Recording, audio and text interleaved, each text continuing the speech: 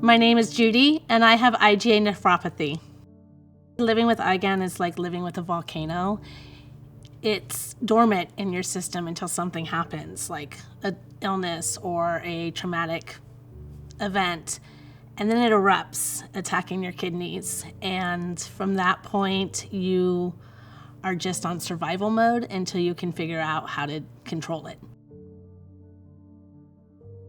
I had high blood pressure. I was extremely tired.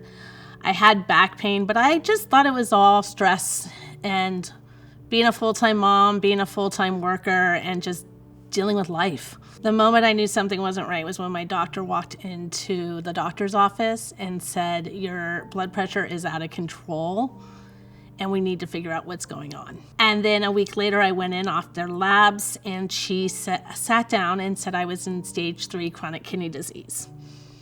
From there, it just became a waiting game to see a specialist, and then I had a mini stroke. When I went into the hospital, they realized my kidneys were crashing, so my PC reached out to the nephrologist, said, "You have to see this girl right away." And so when I was originally diagnosed, my kidneys function was 44%. When I went to see the nephrologist, it was 22, and that was within a month. We had no idea yet what was going on. I think the biggest thing for me was realizing that I had no control of this. The nephrologist put me in the hospital, put me on high doses of steroids, and did a biopsy, and that's when they determined that I was IgA nephropathy. I was diagnosed in 2019. Being diagnosed with this disease pretty much, I don't want to say destroyed my life, but it definitely changed it in a way that has left a lot of scars. When they talk about roid rage, it's real. And it's really hard to, once you're at that point, to dial it back. And my son, when I was diagnosed, was 6 years old. And he now had a mom that anytime he had a tantrum, couldn't control her frustration, couldn't control her anger. And then on top of it, he was living with a mom that he didn't know was gonna survive or not. And because of the medication and what it did to me, he now lives with anxiety and fear. Like, he's scared of things, and it all goes back to that year. It's why I worked as hard as I did to get my kidney function under control. I have decided to make my illness my passion because I'm always up on things. I know what treatments there are. I know what I can do lifestyle-wise to stay on track, and just being a voice and being able to share my story and my journey, I know that this is just one way that it's helping me stay on track. And that is what I'm doing for my son, because I don't ever want him to be afraid that he's gonna lose me to this disease. Living with IgAN is not just living day by day. There's a lot of things that you have to watch in your daily life. Like, did I have 2 cups of coffee today? Am I drinking soda? Am I eating too much sodium? Am I eating too much protein? And then you have to look at the other side of it, where it's stress and all those things that can affect you. So when you have the flank pain, or when you start seeing foam in your urine, that is when your red flags go off and you start getting concerned. It's a constant roller coaster living with this disease, because you just never know what tomorrow is going to look like. I mean, obviously, dying.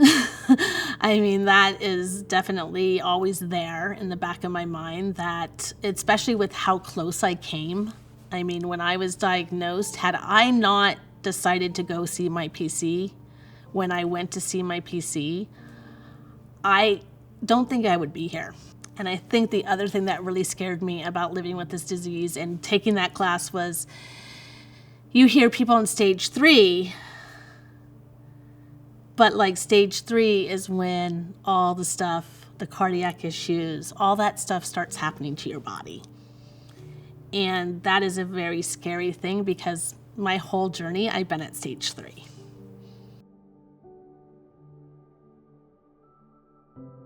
Before I really started researching it, I didn't know if there was anyone even out there trying to create cures or a treatment. And so the researchers that have made a commitment to finding treatments for this disease, working towards a cure, even finding easier ways to diagnose it, those are my heroes. Seeing new treatments come on the market, seeing, clinical trials start, like that gives me hope because now I know that there is a community fighting for us and there is a community working for us so that maybe one day there will be a cure and then I will be able to tell my son that, hey, look, I'm cured. I'm not just in remission, I am cured. I think IgAN, like any invisible illness, there's such a misunderstanding. Like, I constantly have people telling me, oh, you don't look sick. You look fine.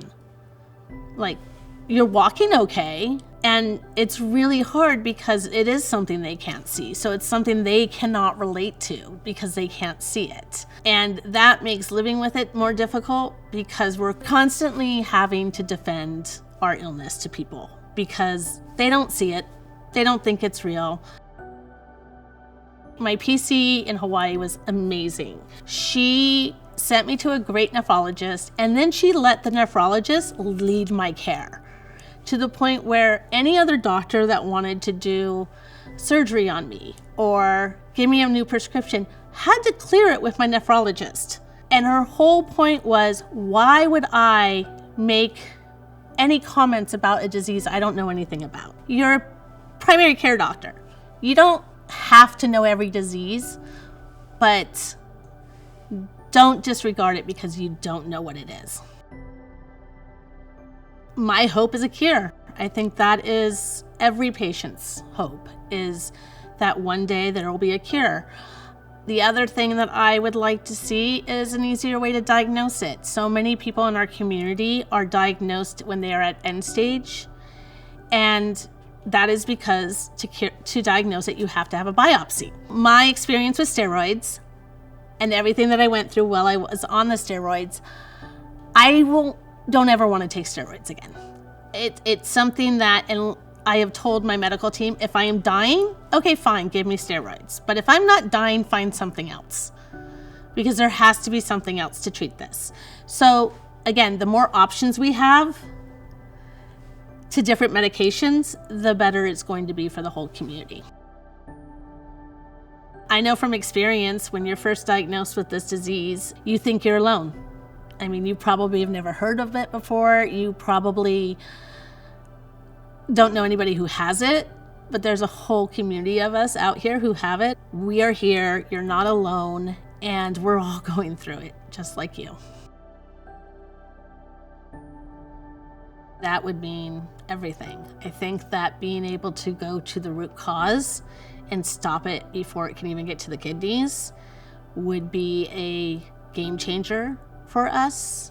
A lot of the medications that people have are really focusing more on like the inflammation. Going to the root cause means we're stopping it before it gets to the kidneys and can do more damage to the kidneys. I thought, in 2019 when I was diagnosed, I thought that was it. I was like, I'm either gonna be on dialysis or I'm gonna die. Those were the options I was looking at. And here I am, is it 7 years later? Almost 7 years later, and I am living with IgA nephropathy. It doesn't have a hold on me like it used to. It doesn't control every aspect of my life like it used to. And that is why I think that researchers need to have all of our support because they're the reasons why. The researchers and the scientists that are working on this disease are the reason why we are getting to places where people can live with IgAN.